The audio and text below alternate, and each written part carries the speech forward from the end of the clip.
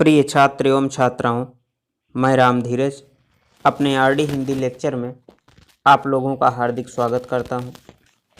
हम लोग अपनी पाठ्य पुस्तक से संस्कृत खंड के पाठों का अध्ययन इस समय कर रहे हैं और इसी कड़ी में आइए आज हम संस्कृत खंड के दूसरे पाठ का अध्ययन करते हैं।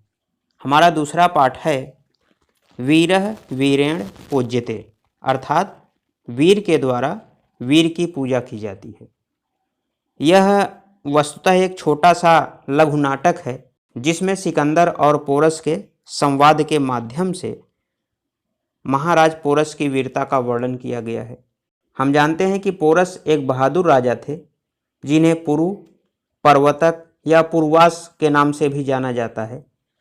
उनका राज्य पंजाब में झेलम नदी से लेकर चेनाब नदी तक फैला हुआ था। इनका शासनकाल 340 से 315 ईसा पूर्व के बीच माना जाता है। भारत देश पर यूनानी राजा सिकंदर का आक्रमण एक महत्वपूर्ण घटना मानी जाती है। पोरस को सिकंदर से युद्ध में लोहा लेने के कारण ही याद किया जाता है। हम जानते हैं कि सिकंदर दुनिया जीत लेना चाहता था। भारत को जीतने के लिए जब वह सिंधु नदी पार करके तक्षशिला में प्रवेश करता है तो वहाँ का राजा आम्भिक उसके सामने घुटने टेक देता है और सिकंदर का स्वागत करता है। आम्भिक पोरस से शत्रुता का भाव रखता था, अतः उसे हराने के लिए वह सिकंदर का साथ देता है। सिकंदर ने पोरस के पास यह संदेश भिजवाया कि वह भी आम्भिक की तरह उससे मित्रता कर ले, किंतु पोरस ने इस पेशकश को ठुकरा दिया और कहा कि अब हमारा सामना रणभूमि में होगा। 326 ईसा पूर्व में लड़ा गया झेलम का यह युद्ध बहुत भीषण और विनाशकारी था। दोनों सेनाओं के अनगिनत योद्धा इसमें मारे गए। कहा जाता है कि सिकंदर की सेना पोरस के मुकाबले 3 से 5 गुना बड़ी थी, लेकिन पोरस की सेना ने सिकंदर की सेना के छक्के छुड़ा दिए। दुर्भाग्य से युद्ध के दौरान भयंकर बारिश हो गई, जिससे पोरस की रथ सेना मिट्टी और कीचड़ में सहजता से आगे नहीं बढ़ पाई। पोरस एक विशालकाय हाथी पर सवार होकर युद्ध का संचालन कर रहा था। वह बहादुरी से लड़ता रहा। सिकंदर भी पोरस की बहादुरी देखकर दंग था। इससे पहले किसी राजा ने उसे इतनी कड़ी टक्कर नहीं दी थी, किंतु युद्ध के दौरान पोरस के दाएं कंधे पर चोट लग जाती है और प्रतिकूल मौसम होने की वजह से बाद में वह बंदी भी हो जाता है। जब पोरस को बंदी बना करके सिकंदर के सामने लाया जाता है तो उसके बाद की घटना का ही इस पाठ में वर्णन किया गया है। पोरस बंदी होने पर भी बिल्कुल भयभीत नहीं होता और सिकंदर से पूरे स्वाभिमान से बात करता है।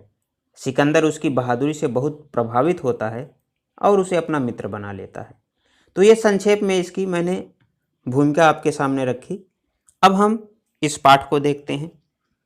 स्थानम अलच्छेन्द्रस्य सैन्य शिविरम, यानी अलच्छेन्द्र का सैनिक शिविर। अलच्छेन्द्रस्य आम्भिकः च आसीनौ वर्तते। अलच्छेन्द्र और आम्भिक आसन पर बैठे हुए हैं। यहाँ अलच्छेन्द्र का तात्पर्य सिकंदर से है।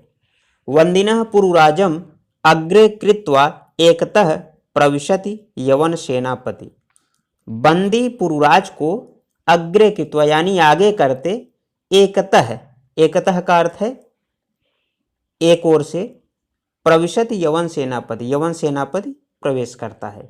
यानी बंदी पुरुराज को आगे करके एक ओर से यवन सेनापति प्रवेश करता है। सेनापति है। विजयताम सम्राट, सम्राट की जय हो। पुरुराज एस भारत वीरोपि यवन राजम अभिवादयते। एस यानी यह, भारत वीरोपि भारत वीर भी यवन राज का अभिवादन करता है। अभिवादयते यानी अभिवादन करता है। यह भारत वीर भी यवन राज का अभिवादन करता है। अलच्छेन्द्र साक्षेपम यानी आक्षेप के साथ। अहो बंधनगतः अपि आत्मानं वीर इति मन्यसे पुरुराज। अरे बंधन में हो फिर भी अपने को वीर मानते हो पुरुराज। मन्य से का मतलब मानते हो। अलच्छेन्द्र है, पुरुराज है। यवनराज सिंहस्तु सिंह एव वने वा भवतु पंजरे वा। पुरुराज कहता है कि यवनराज शेर तो शेर ही है, चाहे वह वन में हो अथवा पंजरे यानी पिंजड़े में हो। अलच्छेन्द्र है।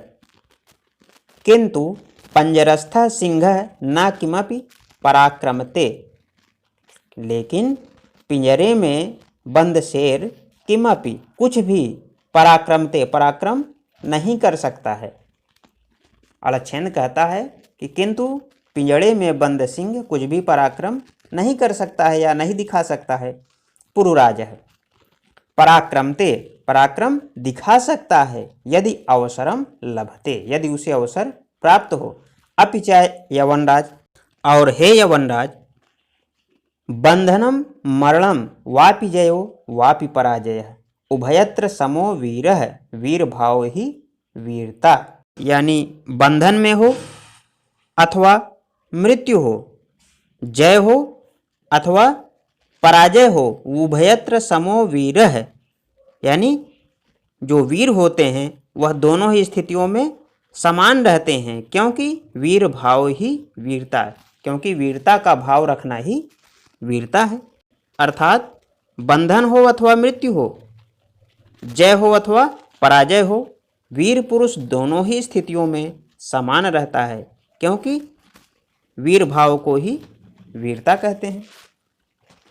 अम्भिराज, सम्राट वाचाल एस हंतव्य। अम्भिराज कहता है कि सम्राट यह वाचाल वध करने योग्य है। सेनापति, आदिशतु सम्राट, आदेश करें महाराज। अलच्छेन्द्र, अथ मम मैत्री संदेह अस्वीकरणे तव किम अभिमतम आसीत पुरुराज। अलच्छेन्द्र कहता है कि इस प्रकार मेरे मित्रता की संधि के प्रस्ताव को अस्वीकार करने में तुम्हारा क्या विचार था या क्या इच्छा थी पुरुराज। पुरुराज है। स्वराज्यस्य रक्षा राष्ट्रद्रोहाच मुक्ति है। पुरुराज कहता है अपने राज्य की रक्षा और राष्ट्रद्रोह से मुक्ति। अलच्छेन्द्र, मैत्री करने भी राष्ट्रद्रोह है, क्या मित्रता करना भी राष्ट्रद्रोह है।